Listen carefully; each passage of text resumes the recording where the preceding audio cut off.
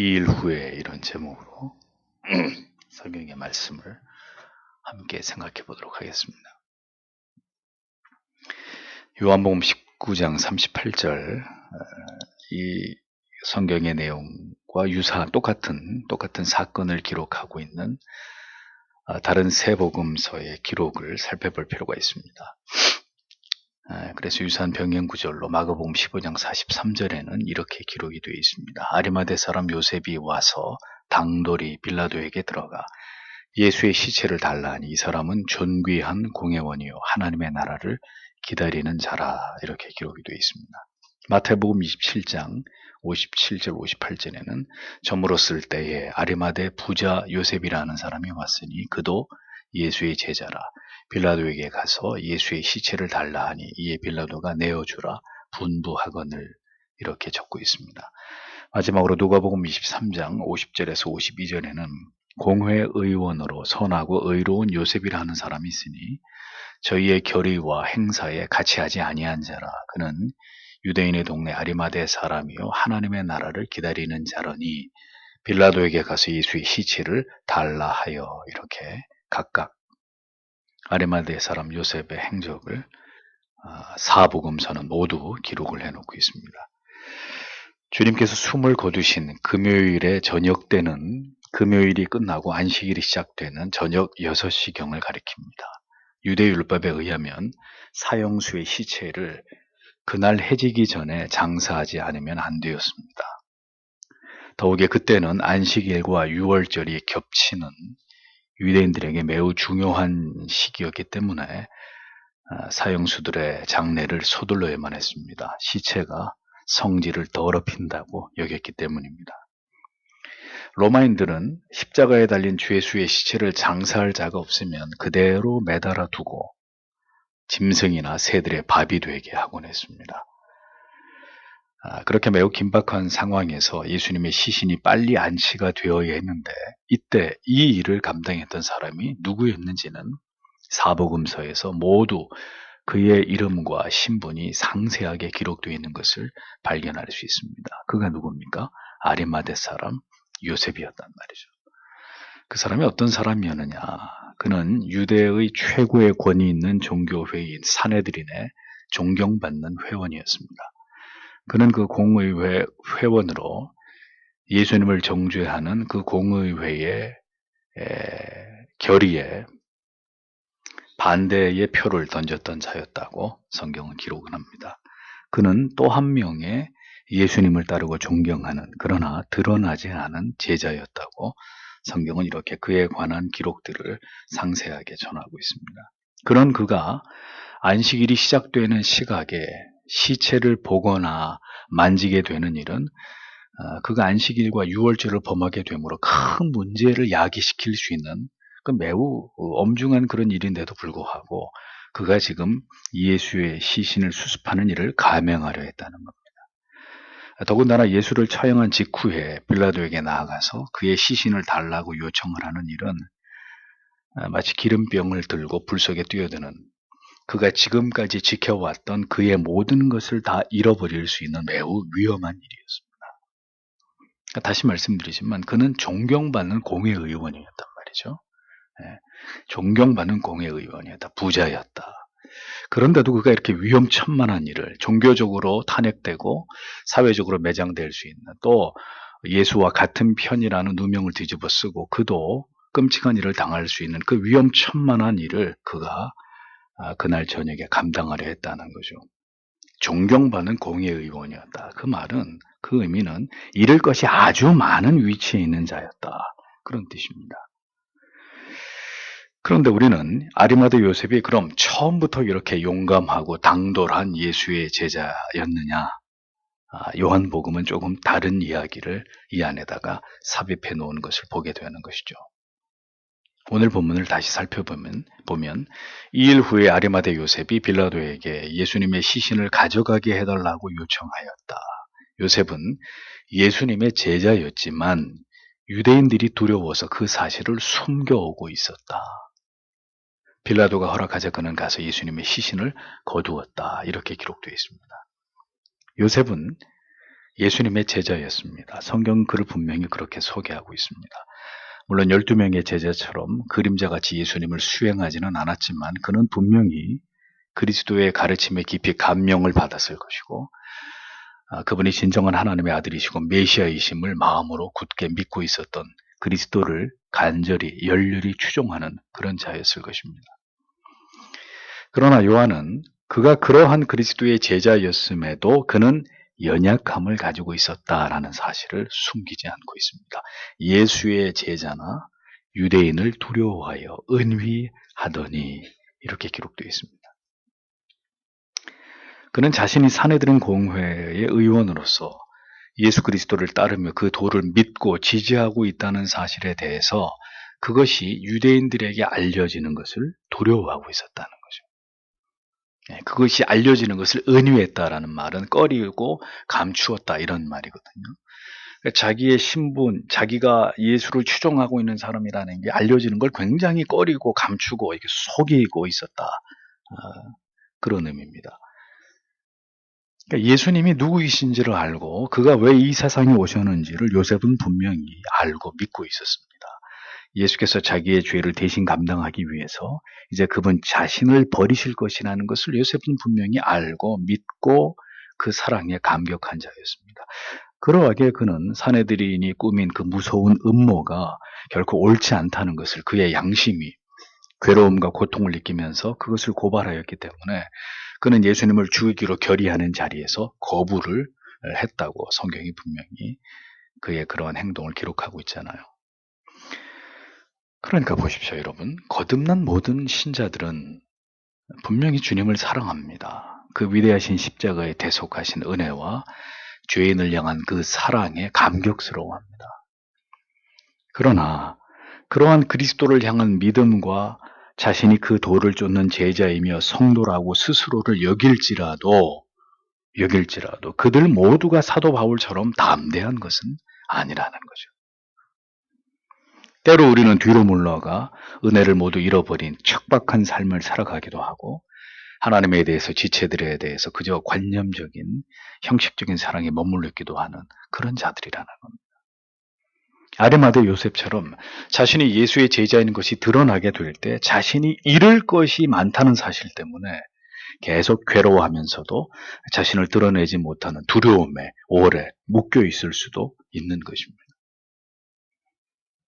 사랑하지 않는 것은 결코 아니지만 그 도를 결코 부정하는 것도 아니지만 아직은 그 사랑과 그 은혜보다는 더 두려워하는 무엇인가가 혹은 반대로 더 사랑하는 어떤 대상이 요셉에게도 오늘 우리에게도 있을 수 있는 것입니다.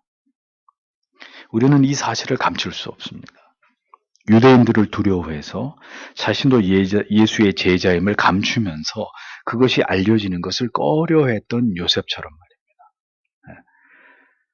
그렇게 무엇인가가 두렵던지 아니면 우리가 정말 사랑해야 될 대상보다 더 사랑하는 어떤 대상이 있을 때 우리는 이렇게 움츠려들게 되고 물러나게 되고 십자가 앞으로 주님 앞으로 당당히 다가서지 못하는 신자가 될 수도 있는 것입니다. 요셉의 마음에 언제나 큰 괴로움과 고통이 무엇이었을까요? 두려움입니다. 두려움. 그것은 어떤 두려움인가요? 자신이 오늘까지 쌓아온 것을 다 잃을 수 있다는 사실에 대한 두려움이었습니다. 그 말은 반대로 하면 내가 지금까지 지켜온 것을 다 잃어버리는 것을 원치 않는 자기의 모든 것들에 대한 애착과 집착이 여전히 요셉의 내면의 한 부분을 차지하고 있었다는 의미입니다. 그러니까 두려움의 뿌리는 버리지 못하는 자기 자신에 대한 애착인 것이죠. 버리지 못하는 것이 내 재산이든지 나의 명예이든지 나의 가족이나 나의 생명일 때 우리는 두려워할 수밖에 없습니다. 잃어버릴 수 있는 게 있다고 생각할 때 우리는 두려워하게 됩니다.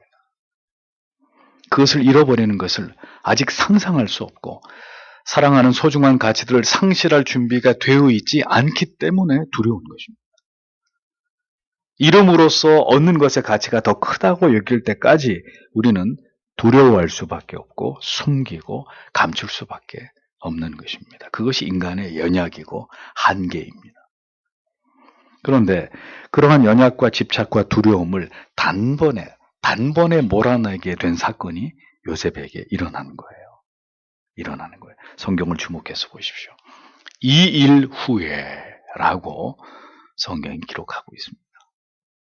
그러니까 그 일이 일어나기 전과 그 일이 일어난 후가 선명하게 지금 구분되고 있는 거죠.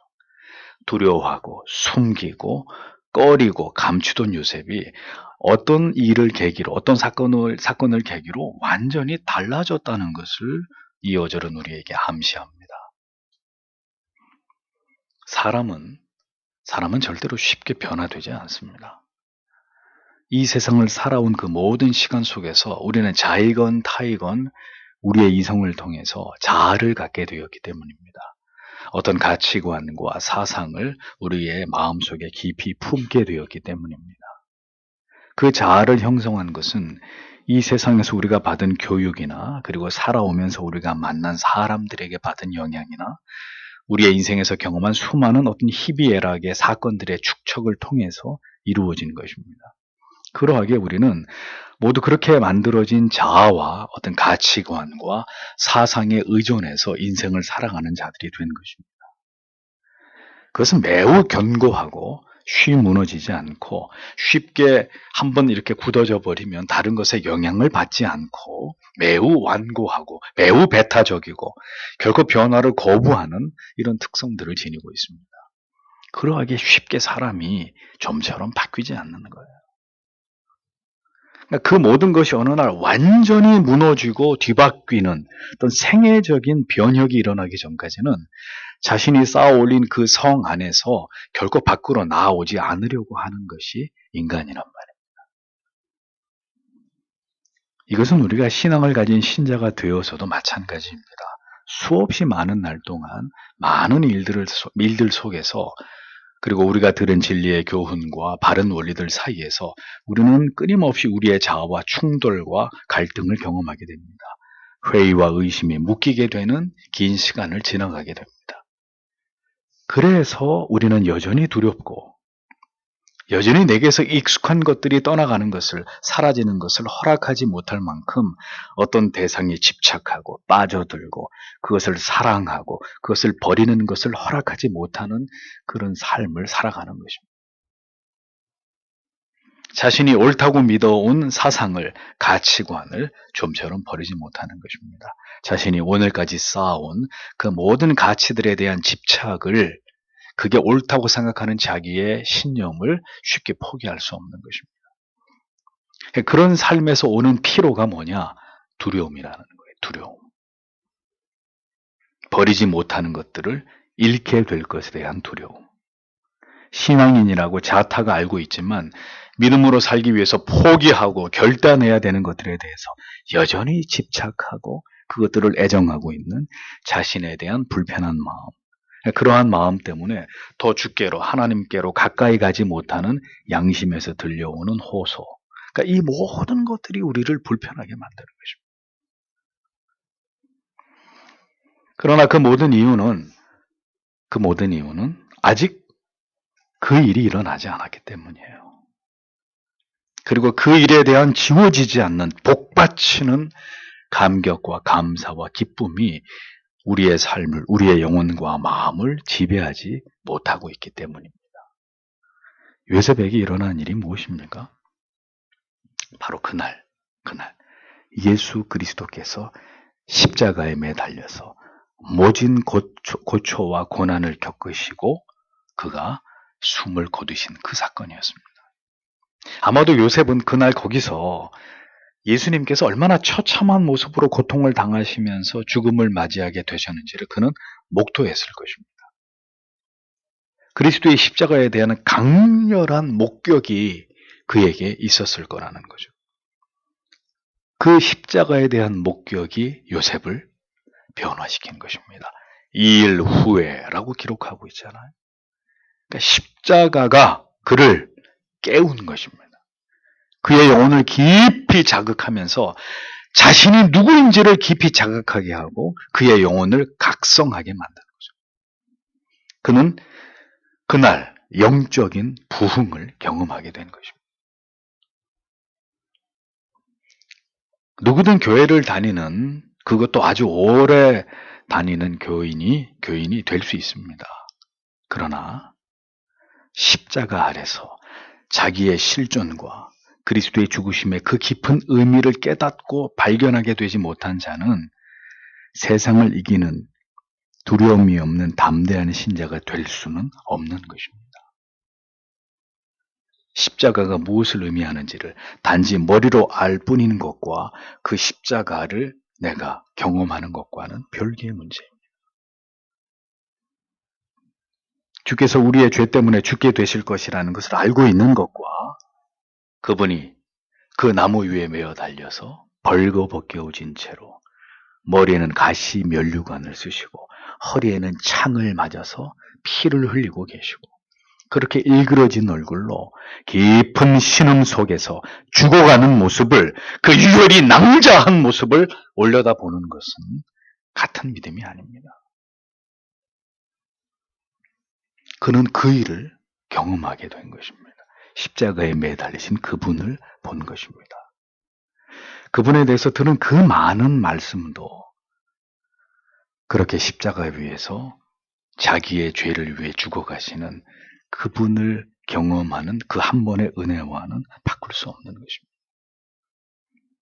그 생애적인 그 일이 모든 하나님의 사람들에게는 반드시 찾아오게 될 것이고 반드시 그날이 찾아와야만 합니다. 그리고 그때를 신자는 간절히 소망해야 합니다. 그리스도의 그 처참한 고통과 그 괴로움으로 가득 찬 죽으심의 그 의미가 무엇인지를 요셉은 온 몸으로 그것을 깨닫게 되는 거예요.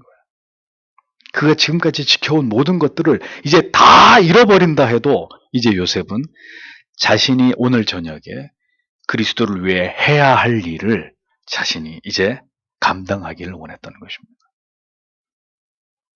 예수의 제자이지만 두려워하던, 그것을 다 숨기고 가리고 감추고 껄끄러워하던 그였습니다.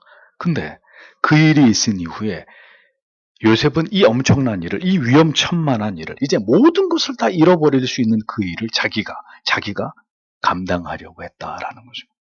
그리고 그것을 실행에 옮깁니다. 더 이상 두렵지도, 더 이상 잃을 것들에 대한 애정도 그를 막을 수 없었던 겁니다.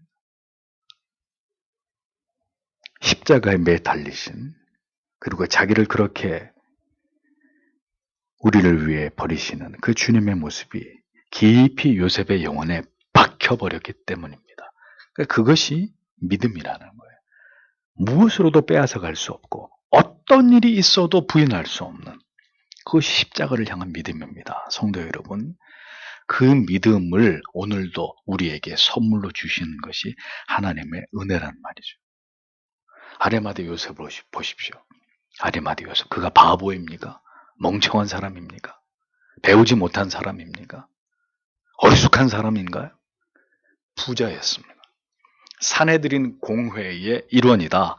그러면 더 이상 유대인들의 그 그룹 속에, 정치적인 그룹이나 종교적인 그룹 속에서 더 이상 올라갈 곳이 없을 만큼 가장 정점에 있는 그런 사람이었습니다. 그런 그가 예수 때문에 그날 밤에 자기의 모든 것을 다 잃어도 괜찮을 그런 마음의 결의와 각오와 결심을 가지고 그 일을 했다. 성경은 그게 믿음이다라고 얘기하고 있는 거예요. 믿음이다. 예수를 만난 사람의 모습이다. 십자가를 경험한 자의 믿음이다. 라고 우리에게 가르쳐주고 있는 것입니다. 예수 그리스도의 죽으심, 그 십자가가 주는 강렬한 사랑과 은혜와 그 감동 앞에서 요셉은 완전히 새로워졌습니다. 가장 귀한 것을 우리에게, 자신에게 주시기 위해서 가장 소중한 것을 버리시는 주님의 모습을 통해서 그는 나를 구원하기 위해 지불되신 그 끝없는 사랑을, 그 갚을 길이 없는 은혜를 그는 그날 체험하게 되었고 그것을 확신하게 되었던 거죠. 그는 분명히 예수님의 제자였습니다. 그는 주님을 사랑했고 그의 죽음을 막기 위해서 그가 공회원으로 할 수 있는 모든 일을 감당했습니다. 주님을 향한 사랑과 신뢰는 그를 그렇게 어떻게든 주님을 보호하고 그분을 죽이고자 하는 일에 자신은 결코 가담하지 않도록 행동하게 만들었습니다. 그러나 그런 노력에도 불구하고 결국 주님께서 부당한 죽음을 맞이하게 되셨을 때, 그러나 주님의 그 십자가의 죽으심은 그러한 사내들인의 음모와 로마의 빌라도의 비겁한 합작품이 아닌 바로 모든 하나님께서 사랑하시는 자들의 영혼을 구원에 이르게 하기 위한 숭고한 죽으심을 깨달은 요셉은 이제 더 이상 두려워하지도 주님보다 더 사랑하는 모든 가치들에 대한 집착에서도 완전히 벗어나서 이제 자신의 안위 따위는 전혀 생각하지 않은 채로 두려워하고 숨기던 자신의 연약함에서 벗어나서 당당하게 빌라도 앞으로 나아가서 예수의 시체를 요구하고 있는 장면으로 변화된 요셉의 모습을 성경은 그리고 있다는 것입니다. 그것이 바로 십자가를 경험한 자의 변화임을 성경이 보여주고 있는 것이죠. 그것이 머리로만 알고 있던 복음에서 눈으로 보고 손으로 만진 복음을 경험한 자에게서 일어나게 되는 감출 수 없는 변화인 것을 성경은 우리에게 확인시켜주고 있는 것입니다. 그리스도의 죽으심이 진정 나의 죄 때문임을 알고 그가 흘리신 보혈과 찢겨지신 그 살점들이 모두 나의 연약함 때문임을 이제 머리가 아닌 가슴으로 온 몸으로 경험하게 되었을 때 그 사람은 비로소 세상에 감당할 수 없는 사람이 될 수밖에 없는 것입니다. 십자가는 그런 의미입니다. 그 십자가를 경험한 이전과 이후가 절대로 같을 수 없는, 그 일이 내 인생에 일어나기 전과 그 일이 내 인생에 일어난 후가 분명하게 구별될 수밖에 없는 십자가는 우리에게 그런 가치입니다. 무엇이 우리의 두려움을, 우리가 사랑하는 가치들에 대한 집착을 소멸시킬 수 있습니까? 오직 예수 그리스도의 십자가뿐입니다. 그 십자가 위에서 자기를 버리신 예수 그리스도께 우리를 향하신 그 사랑을 온전히 경험하는 것이 우리로 하여금 진정으로 이 세상에서 무엇도 두려워하지 않으면서 무엇에도 얽매이지 않는 삶을 살아가게 만드는 원동력이 된다는 것을 우리는 잊지 말아야 합니다. 그리스도의 십자가의 죽으심이 위대한 사랑으로 나를 뒤흔들어 놓는 그 감격으로 다가오지 않는 것은 여전히 내 자신이 얼마나 소망 없는 죄인인지에 대한 정직한 자각이 우리 안에서 일어나지 않았기 때문이라는 거예요. 그래서 여러분들에게 이런 말씀을 여러 차례 드려왔습니다. 인간은 그냥 무조건 사랑해 주어야만 하는 대상이냐. 그러니까 그가 뭘 하든지 다 용납해주고 그냥 불쌍히 여겨주고 외롭지 않게 이렇게 보듬어 주기만 하면 되는 인간은 그런 존재이냐. 천만에요. 인간은 진정으로 그 자신이 소망 없는 죄인임을 먼저 깊이 자각하게 해야 합니다. 자기 자신이 얼마나 추악한 존재에 불과한지에 대해서 눈뜨기 전까지 맹세컨대 십자가가 위대해 보이는 사람은 아무도 없는 것이에요. 그래서 여러분들에게 이런 말씀을 드립니다. 제발 십자가 없는 박애주의를 논하지 말아라. 그건 복음이 아니다. 그건 사랑이 아니다라는 거죠. 한사코 감싸주고 그냥 사랑해주고 품어주고 곁에 있어주는 것이 성경이 말씀하고 있는 사랑의 전부일까?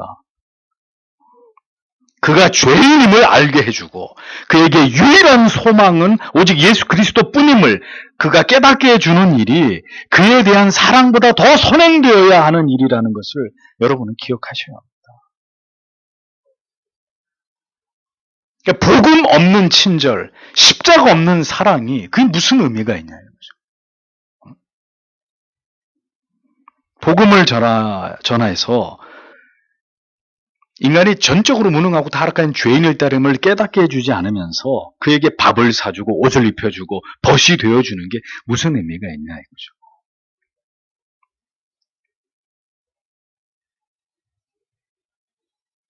그래서 그 영혼을 영생으로 인도할 수 있습니까? 그 영혼을 죄의 사슬에서 벗어나게 해줄 수 있습니까? 오늘 그대의 실패와 좌절과 절망과 두려움과 당신의 고독과 당신의 배신과 당신의 모든 인생의 괴로움이 모두 죄에서 비롯된다는 것을 우리는 이야기해 줘야 되는 거죠. 그거 다 덮어놓고 그렇게 하기 싫은 말들은 다 뒤로 하고 사랑합니다. 외롭죠? 내가 곁에 있어 줄게요. 그것은 세상 사람들이 하는 그들이 이야기하는 사랑일 수는 있어도 성경이 말씀하고 있는 사랑은 아닙니다. 그것이 당신의 죄 때문이라는 걸 얘기해 줘야죠. 그래서 당신은 그것으로부터 벗어나야 한다고. 거기서부터 나야 되는데 당신이 거기서 벗어나는 길은 당신의 노력으로는 절대로 일어날 수 없는 일이에요. 구주 예수 그리스도를 믿어야 한다고.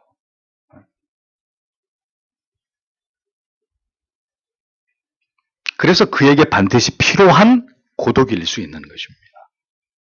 그의 영혼을 돌이키게 만드는 그가 지금 당하고 있는 고난일 수 있는 것입니다. 그가 생애적인 은혜와 사랑을 경험하게 되는 그것을 위한 질병일 수 있는 것입니다. 그것을 위한 간염일 수 있고 그것을 위한 버림받음일 수 있는 것입니다. 사람으로 인한 상처일 수 있고 불행일 수 있는 거예요. 그가 그 속에서 그리스도를 만날 수 있게 우리는 복음을 전해야 되는 거죠. 복음을.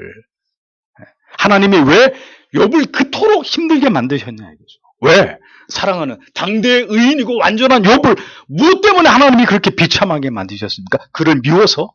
그를 버리시려고? 아니잖아요. 더 귀한 은혜를 깨닫게 하기 위해서 하나님이 그렇게 하시는 거잖아요. 그러면 그런 모든 과정을 그가 겪게 해야 되는 것이고.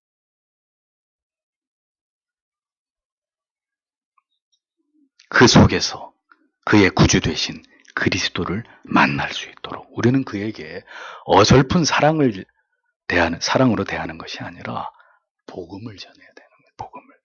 사람의 손을 먼저 내밀기 전에 그리스도의 피 묻은 손을 먼저 그가 붙잡을 수 있도록 우리는 십자가의 복음을 전하는 것입니다. 이 모든 것이 우리의 죄와 무지와 어리석음 때문임을 철저하게 자각하게 하는 일에 그것이 사랑의 시작이라는 것을 성도 여러분 잊어버리지 마십시오. 예수님보다 앞장서려고 하지 마세요. 그리스도가 다가가게 하십시오. 당신이 그리스도를 대신할 수 없다면 비껴서십시오. 그의 영혼을 진정으로 변화시킬 분은 오직 예수 그리스도이십니다. 오직 복음입니다.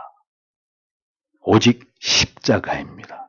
그를 위해 자기를 버리신 살찢고 피 흘리신 그리스도를 만나게 되는 것이 가장 우선이어야 한다는 거예요. 때로는 인간의 어리석은 이 박애주의가 어리석은 동정과 연민이 복음을 가로막는 장애가 되는 것입니다. 하나님께서 그를 낮추고 또 낮추어서 결국 그 자신을 위한 아들의 사랑을, 희생을 그의 죄 때문에 지불하셔야 됐던 그 고귀한 그분의 희생을 보이려고 하시는데 어리석은 인간이 하나님께서 그를 그렇게 낮추시고 고독하게 만드시고 실패하게 한 뜻을 그르치게 하는 이런 경우들을 본다 이거죠. 그래서 여러분 어떻게 들으실지 모르겠지만 제 말을 오해하지 말고 들으십시오. 아파하고 힘들어하고 외로워하는 자 더 힘들도록 더 아파하도록 더 외롭도록 놔두십시오. 놔두십시오. 그가 그 고독과 고통과 고난 속에서 마침내 자신의 죄와 전적인 무능과 그리고 그 가운데서 자기를 건지실 분이 오직 예수 그리스도이심을 발견하도록 다만 그의 곁에 서서 그 영혼을 위해서 간절히 눈물로 기도해 주십시오. 그것이 역설적이게도 그러나 우리가 한 영혼을 위해서 그의 영생과 구원을 위해서 반드시 그렇게 해야 되는 일입니다. 반드시 그렇게 해야 되는 일입니다. 십자가를 진지하게 경험하지 않고 그 앞에서 자신의 흉악하고 더러운 절망적인 죄를 보면서 그런 소망 없는 자신 때문에 하나님의 아들이 죽어야 했던 그 진리를 정직하게 대면하고 온몸으로 그것을 깨닫지 않은 채로 신앙의 굴레 안에 있으니 이렇듯 교회 안에 있는 많은 사람들이 아무런 감격도 없고 감사도 없고 기쁨도 없는 그러니까 맹목적인 종교 생활에 실증과 권태를 느끼면서 스스로 지쳐가고 있는 이런 모습들을 우리가 보고 있다는 것을 왜 생각하지 못하십니까? 그러므로 어떤 경우에도 신자는 십자가를 경험해야 합니다. 그분의 죽으심의 그 이유를 오직 자기의 온갖 추악하고 더러운 죄 안에서 발견하는 일이 반드시 성도 안에서 일어나야만 합니다. 여러분 중에는 지금 자신이 무엇이 문제인지를 알지 못하는 자들이 있을 수 있습니다. 교회를 오래 다녔고 늘 종교적인 분위기 속에서 자라왔기 때문에 오늘의 나의 신앙에는 큰 문제가 없다고 여기는 자들이 있을 수 있을 것입니다. 당신이 지금 당신의 영혼에 대해서 아무것도 느끼지 못하고 있다는 것은 당신의 영혼이 지금 깊이 잠이 들어 있다는 것을 뜻하는 것입니다. 아니면 죽어 있거나 살아있는 사람이 느끼는 것입니다. 살아있는 사람이 배고픔도 알고 어유 추워 추위도 알고 아픔도 슬픔도 기쁨도 느끼는 것입니다. 살아있는 사람이 잠이 든 사람 혹은 죽은 시체가 뭘 느낄 수 있습니다. 아무것도 느끼지 못하고 아무것도 반응하지 않는 거예요.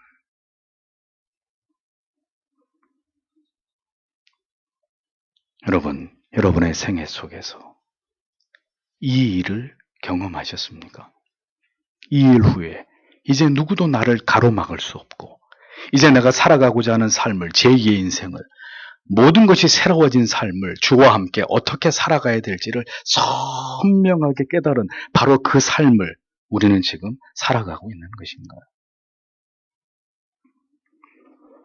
여전히 두려워하고 계신 성도 여러분, 여전히 십자가가 아닌 것에 목말라 하면서 살아가고 있는 지체 여러분, 여러분에게 과연 가장 중요한 것이 무엇인지를 생각하십시오. 나의 삶을 송두리째 바꿔 놓을 수 있는 것이 진정으로 무엇인지를 생각해 보십시오. 나의 죄로 인해서 십자가 위에서 그렇게 자기를 버리신 분을 여러분이 대면하지 않고는 절대로 우리의 모든 괴로움과 고통과 두려움과 염려의 굴레로부터 우리는 벗어날 수 없고 도망칠 수 없습니다. 인간은 결국 인간 스스로의 힘으로 자신의 인생을 바꿀 수 없습니다. 어리석은 선택과 결단은 또 어리석은 선택과 결단으로 이어질 뿐입니다. 그런 일들이 반복되다 보면 결국 깊이 절망에 빠지게 되거나 결국 신앙을 버리게 되는 지점에 이르게 될 수밖에 없는 거예요. 십자가를 경험하셔야 합니다. 주께서 왜 이 세상에 오셔야 했고 그분이 누구의 죄 때문에 누구의 연약과 괴로움과 슬픔과 그리고 사악한 죄 때문에 돌아가셔야 했는지를 분명히 진리 안에서 보고 경험하셔야 합니다. 그 일이 여러분의 영혼 속에 반드시 일어나야 하고 그 일을 여러분은 반드시 경험하셔야 합니다. 그 무엇도 인간이 가지고 있는 이 원초적 두려움을 물리칠 수 없습니다. 그 무엇으로도 우리가 사랑하고 집착하고 그것이 없이는 살아갈 수 없을 것처럼 여기는 우리가 소중하게 여기는 그 가치들을 포기시킬 수 없습니다. 오직 십자가만이 가장 위대한 가치임을 그래서 우리는 먼저 깨달아야 되는 것입니다. 그 십자가 아래서 내가 사랑해왔던 혹은 내가 두려워하는 모든 것이 그 십자가의 사랑과 좋게 비교될 수 없는 것임을 하나님의 은혜 가운데서 그것을 분명하게 깨닫고 발견하셔야 합니다. 그 일이 일어나지 않고는 우리는 앞으로 우리에게 다가오는 어떤 두려움도 감당할 수 없게 될 것입니다. 우리가 주님 때문에 이 땅에서 얻고자 하는 것에만 우리의 마음이 향하고 있다면 그리고 우리가 십자가에서 자신을 버리신 주님의 그 사랑을 경험하지 못하게 된다면 우리는 주님 때문에 우리의 모든 것을 포기해야 될 순간을 언제나 두려워하게 될 것이고, 그런 일들을 꺼리고 숨기고 감추는 것에 익숙한 날들을 더 길게 이어가게 될 것입니다. 그리고 그것은 우리에게 우리의 양심에 고스란히 견디기 힘든 고통과 가책과 괴로움이 될 것입니다. 그래서 확신도 소망도 없이, 그러면서도 신앙의 굴레에서 벗어날 수 없는 그런 지루한 상태가 계속 이어지게 되는 일들이 여러분의 인생 속에서 일어나게 될 것입니다.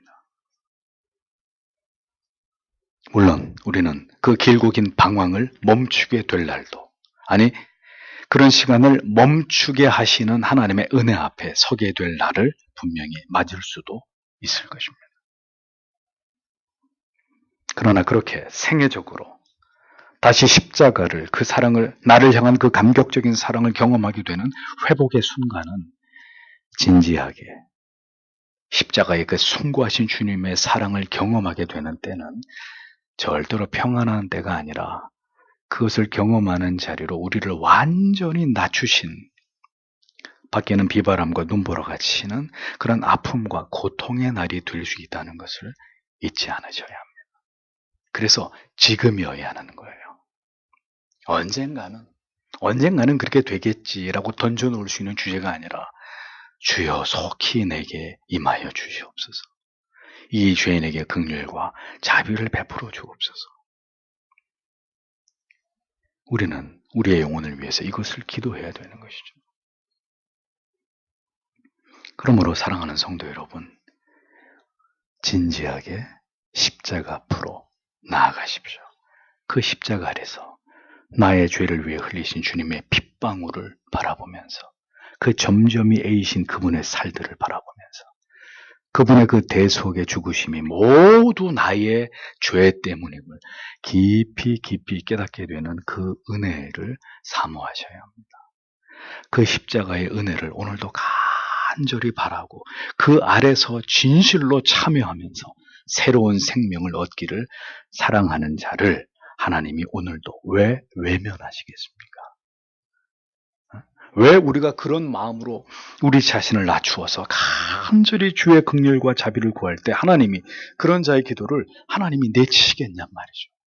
그런 자들이 없는 것이 안타까움이지, 오늘도 그러한 마음으로 주를 부르는 자를 하나님은 반드시 찾아오셔서 그를 보듬어 안으시고 그에게 새로운 삶을 주시는 아버지가 되신다는 것을 우리는 믿어야 하는 것입니다. 부디 십자가의 그 의미를, 주님의 그 죽으시고 부활하심의 소망이 우리에게 무엇을 약속해 주는 것인지를 깨달아 알므로 이제 우리 앞에 어떤 날들이 다가오든지 두려워하지 않고 어떤 것에도 얽매이지 않으면서 집착하지 않고 마땅히 높여드려야 될 하나님의 이름을 찬양하고 고백하고 그 하나님을 인정하고 증거하면서 담대하게 우리에게 주신 날들을 하나님 앞에서 살아가는 하나님의 자녀들이 되어야 하는 것입니다. 사도 바울은 갈라디아서 6장 14절에서 이렇게 고백했습니다. 그러나 내게는 우리 주 예수 그리스도의 십자가 외에 결코 자랑할 것이 없으니 그리스도로 말미암아 세상이 나를 대하여 십자가에 못 박히고 내가 또한 세상을 대하여 그러하니라. 난해한 구절입니다. 이 구절을 이해하기 쉽게 다시 번역을 하면, 그러나 나는 우리 주 예수 그리스도의 십자가 외에는 그 어떤 것도 자랑하고 싶지 않습니다. 이 십자가를 통해 내 편에서 보면 세상이 십자가에 못 박혔고 세상 편에서 보면 내가 십자가에 못 박혔습니다. 이런 의미가 됩니다. 십자가를 깊이 경험하게 될 때 신자는 세상이 볼 때는 우리가 눈도 없고 코도 없고 입도 없는, 본 적도 없는 하나님인지 예수인지 그 존재, 그 하나님에게 사로잡힌, 그래서 아무 쓸모없는 자로 세상 사람들이 우리를 그렇게 여겨지게 되는 일들이 일어나게 되는 것이고, 신자인 우리가 세상을 볼 때는 이 화려하고 아름다운 세상이지만 이 세상이 십자가에 꿰뚫린 채로 아무런 가치가 없는 그런 존재로 우리에게서는 세상이 그렇게 여겨지게 되는 것이라고 사도는 이 깊은 고백을 통해서 이 진리를 우리에게 깨닫게 하고 있습니다. 내 마음에서 예수 그리스도의 십자가가 한없이 위대해지고 커지면 우리의 마음속에 세상은 보잘것없이 작아지는 것이고, 우리의 마음속에 세상이 온통 세상이 나를 지배하고 세상이 위대해 보이면 예수 그리스도의 십자가는 아주 작고 초라하게 여겨지는 것입니다.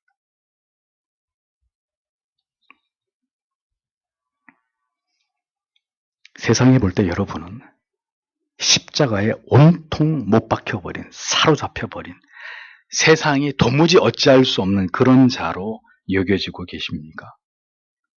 여러분은 이 화려해 보이는 세상이 나에게 바라는 모든 것을 줄 수 있을 것 같은 이 세상이지만, 십자가를 경험한 우리의 눈으로 볼 때 십자가에 관통당한 아무 쓸모없는, 우리에게는 그렇게 무가치한 세상으로 여겨지고 있습니까?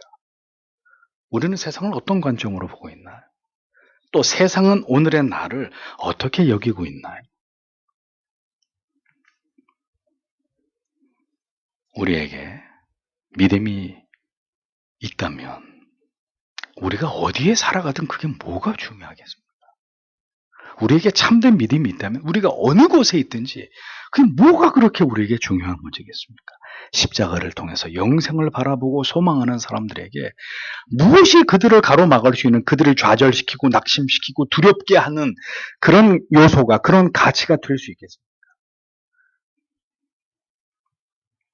부디 하나님께서 우리의 마음을 낮추시고 우리의 실체를 보게 하심으로 우리가 다시 십자가 아래에서 주님의 죽으심의 그 의미를 깊이 묵상함으로 십자가와 부활을 확신함으로 담대하게 이 세상을 살아갈 수 있는 하나님의 자녀가 되기를 오늘도 우리는 하나님 앞에 간절히 기도하기를 소원합니다. 성찬 예식을 통해서 이 두려움과 염려와 근심 많은 세상 속에서 과연 우리가 다시금 새롭게 눈뜨고 깨닫고 바라보고 경험해야 될 가치가 무엇인지를 오늘도 우리의 마음속에 주님께서 분명하게 그것을 보게 해주셔서 세상을 두려워하지 않는, 오히려 세상이 우리를 두려워하는, 세상이 감당할 수 없는 그런 그리스도인으로 이 마지막 때를 살아갈 수 있게 되기를 이 밤에도 성도 여러분 하나님 앞에 간절히 기도하시고 주의를 기다리는 여러분들이 되시기를 바랍니다.